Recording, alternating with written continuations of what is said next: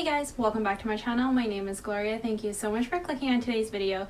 Today I wanted to go through some of the cheaper plants, so plants under $10 that are great for beginners, great to decorate your house with, just great overall, because I find that there's been quite the surge in pricing for plants recently. So I just wanted to highlight some of these wonderful plants that are in my collection. And yeah, I hope you guys enjoyed today's video. If you haven't done so already, make sure you subscribe to my channel so you don't miss on any of my new videos. And yeah, let's get started. So first off, I wanted to go through obviously my number one favorite easy plant that I own, which is the Pothos. So this one is a Pothos. Obviously it's an epipremnum something. I don't really know the scientific name, but everyone knows it as a Pothos. It's an easy plant. This one is a golden Pothos on one side, which is this side. And then this side is a marble queen, which is more like white variegation, marbled effect, whereas this one just has like a little bit of yellow golden speckles, if I could even find it. It doesn't get particularly a lot of light, so that's why it's not as variegated, but even so, it still grows such big leaves. It's so lush. I've given it 2 haircuts already, and this was only $6. So that $6 definitely goes a long way. I put 2 small 3.5-inch pots together into the 6-inch, and I've grown it for maybe I think like 6 months or so, and it's just a very like quick grower, and I just really like this. This one trails very beautifully and looks great when you just hang it over like a window, and it doesn't require much. It tells you when it needs to be watered, and it can tolerate low light, high light, as long as there's not a lot of direct sunlight, because it will burn the foliage. Otherwise, it's just such an easy plant, and I love it so much. I love Pothos more than trailing philodendrons, like the heartleaf philodendron, Brazil, Rio, silver stripe, any of those. I love Pothos so much more. And yeah, there's just so many varieties out there, and they're so affordable, and I think everyone needs to have a Pothos in their collection. Next up, I want to show you guys my Aglionima, which is my Aglionima Silver Bay. I got this for about $10. $10 to $12, I can't remember, but I think it was 10, and it's in a 6-inch pot. It's so lush and the foliage is stunning. Just look at the silver foliage with some green bordering, and yeah, it's constantly giving me new leaves. This one is a new leaf that unfurls, so it comes out through the center. There's 2 plants in this pot, and yeah, it makes a very good statement piece inside your home, because it almost looks like a fake plant to me, and I'm not complaining because this one is so easy. It never asks for anything in my care. Honestly, I keep it way back there on that little stand right here, and it's maybe like 12 feet, if not more, from a north-facing window, and it's never done anything but just grow perfectly for me. So I originally got this with lots of cold damage because I bought it in the middle of winter in negative 20 degrees, and I tried to walk 5 minutes to my car and just, you know, burned all the foliage with the cold. So since then it's bounced back and it's looking very gorgeous. So I would definitely recommend this for, you know, a more affordable plant, because it looks great decorating rooms and just overall a wonderful plant.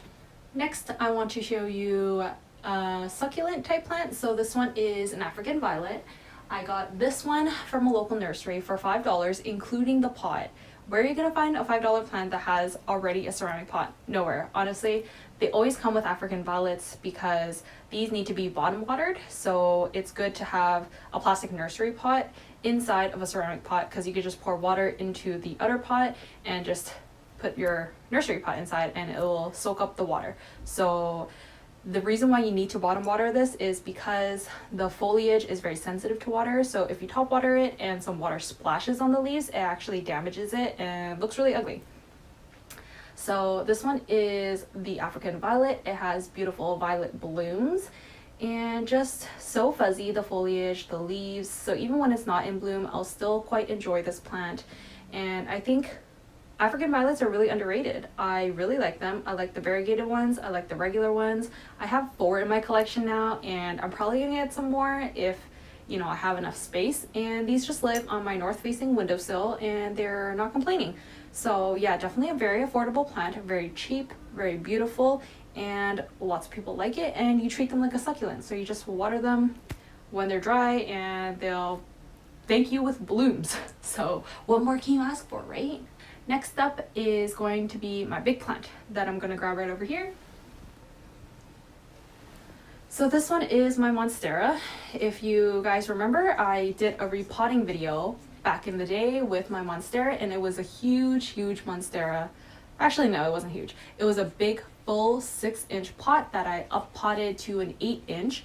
And what I found out was there were actually 5 plants inside. So I separated them because they were at some point strangling each other, and leaves were, you know, getting like smushed, and just it wasn't growing properly. So I separated all the plants, and this is one of them. So this one has the most fenestrations actually. So when I bought it, it was quite a baby plant. So none of the leaves had fenestrations, and since it's been in my care, there are now some splits in the leaves, which looks great. Can't wait to get secondary fenestrations.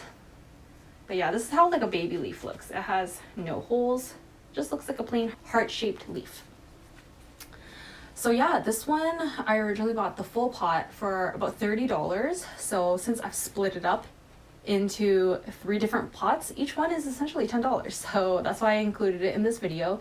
You could definitely find Monsteras at a more affordable price now, because before it used to be so expensive to get Monsteras, and I think the regular one actually deserves quite a bit of love because they're such cool plants. They're very forgiving. They're not as like humidity loving, so they'll do fine in just like room, like your bedroom humidity, as opposed to being, you know, in a greenhouse, like or beside a humidifier like the owl monsteras or the Thai constellation. So they're a lot less fussy, and the price tag is just so much better, right? Because it's so cheap. So for sure, I would recommend getting a Monstera.